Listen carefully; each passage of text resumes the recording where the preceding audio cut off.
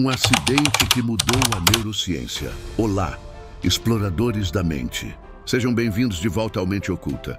Hoje vamos mergulhar em uma das histórias mais fascinantes e impactantes da neurociência, a de Phineas Gage. Mais do que um simples acidente, o que aconteceu com ele em 1848 abriu uma porta para o nosso entendimento sobre o cérebro humano e a conexão entre a personalidade e a biologia. Preparem-se, porque essa é uma história de sobrevivência, mistério e uma revolução na ciência.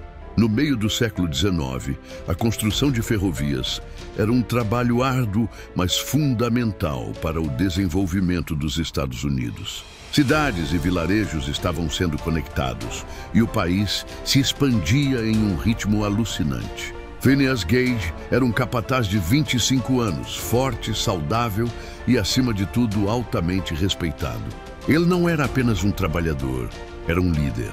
Seus colegas o admiravam por sua competência, sua calma e sua capacidade de resolver problemas. Os registros da época o descrevem como um homem de cabeça de negócio e com um equilíbrio mental notável, alguém em quem se podia confiar cegamente. A tarefa dele e de sua equipe era abrir caminho na rocha, e para isso eles usavam a perigosa técnica de detonação.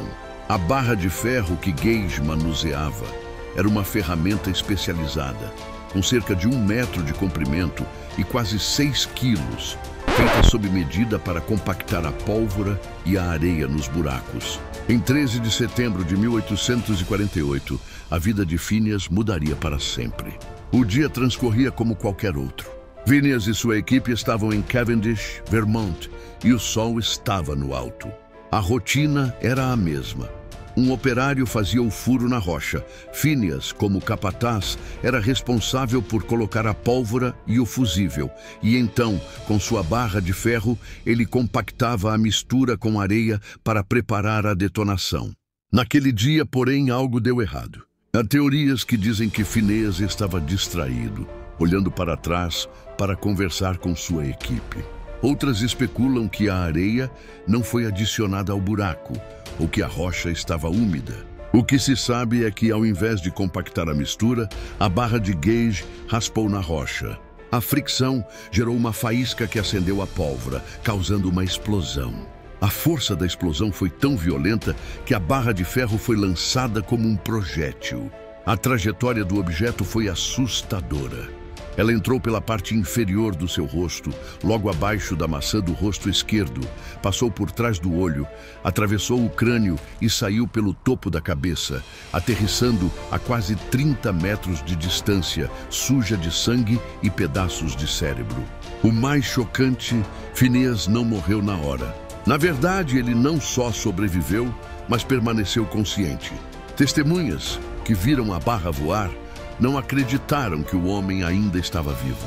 Mas lá estava ele sentado, conversando, com um buraco na cabeça. Ele mesmo disse que parecia uma picada de abelha. Ele, com a ajuda de sua equipe, conseguiu caminhar até um carro de bois que o levou para o vilarejo, onde o Dr. John Martin Harlow o aguardava, cético diante da história que lhe contavam. Quando o Dr. Harlow viu Gage, ele mal podia acreditar. Phineas estava sentado em uma cadeira lúcido e a barra de ferro estava ao seu lado. O médico, ciente da gravidade da lesão, começou o tratamento. Ele teve que remover fragmentos ósseos e limpar a ferida. Phineas Gage passou por febre e infecções, mas sua força de vontade e robustez física eram impressionantes. A recuperação física foi notável. Em poucas semanas, ele já conseguia se levantar e, em menos de 4 meses, já estava de volta à sua casa. A única sequela física permanente era a perda da visão do olho esquerdo. Mas o que ninguém esperava era a profunda mudança em sua personalidade. Se o velho Phineas era um homem educado, trabalhador, responsável, um líder nato e querido por todos, o novo Phineas era o oposto. Sua família e amigos começaram a notar a mudança. Ele se tornou irritadiço, profano, impaciente e, de repente, parecia não ter mais consideração pelos sentimentos dos outros. O senso de responsabilidade que o definia havia desaparecido. Ele não conseguia mais seguir planos de longo prazo e tomava decisões impulsivas. Seus empregadores, que antes o consideravam indispensável, o dispensaram porque ele simplesmente não era mais o mesmo. Gage não é mais Gage. Se tornou a frase que resumia a tragédia por trás da milagrosa sobrevivência. O caso de Phineas Gage se tornou um marco na medicina. Na época, a visão dominante era o frenologia, uma pseudociência que acreditava que a forma do crânio revelava a personalidade e a inteligência. A maioria dos cientistas e médicos acreditava que o cérebro era uma massa homogênea e que a personalidade era algo puramente espiritual ou moral. O caso de Gage, no entanto, forneceu uma evidência crucial de que partes específicas do cérebro eram responsáveis por funções específicas, como a tomada de decisões, a regulação do humor, a empatia e o comportamento social. A barra de ferro havia destruído grande parte de seu córtex pré-frontal, uma área que hoje sabemos ser vital para as funções executivas, para a nossa capacidade de planejar, de controlar impulsos e para a nossa essência como seres sociais. O acidente de Gage foi uma prova viva de que a mente e a personalidade não eram entidades separadas do corpo, mas sim produtos de um órgão físico, o cérebro. Apesar de ser um caso isolado, ele foi o pontapé inicial para a neurociência moderna.